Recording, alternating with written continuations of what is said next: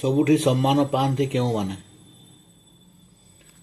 ଯେଉଁମାନଙ୍କର ବଦନ ସରସ, ଯେଉଁମାନଙ୍କର ବଦନ ହସ ହସ, ଯିଏ ସଦା ସହାନୁଭୂତିପୂର୍ଣ୍ଣ ଦେଖାଏ, ଯାହାର ବାକ୍ୟ ଅମୃତ ତୁଲ୍ୟ, ଯିଏ ସଦା ପରୋପକାର କରେ, ଯେଉଁମାନେ ଗୁଣୀ, ଯେଉଁମାନେ ସତ୍ୟବାଦୀ, ଯେଉଁମାନେ ନିଷ୍କପଟ, ଯେଉଁମାନେ ସଦାଚାରୀ, ଯେଉଁମାନେ ବିଜୟୀ, ଯେଉଁମାନେ ସର୍ବଦା ପିତାମାତାଙ୍କୁ ସେବା କରନ୍ତି ଓ ଭକ୍ତି କରନ୍ତି, ସେମାନେ ସବୁଠି ସମ୍ମାନ ପାଆନ୍ତି।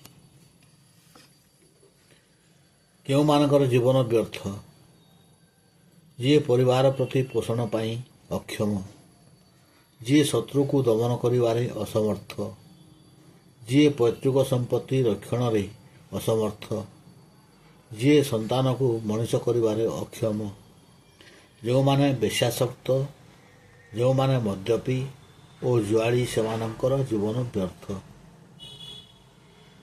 କେଉଁମାନେ ଜୀବ ହତ୍ୟାରେ ଦୋଷୀ, ପ୍ରସ୍ତାବକ, ଘାତକ, ମାଂସ ବିକ୍ରେତା, କ୍ରେତା, ରାନ୍ଧୁଣୀ, ପରଶୁଣୀ ଓ ଖାଦକ, ଏମାନେ ସମସ୍ତେ ଜୀବ ହତ୍ୟାରେ ଦୋଷୀ ସାବ୍ୟସ୍ତ ହୁଅନ୍ତି। କିଏ କ'ଣ ପାଇବାକୁ ଚାହେଁ?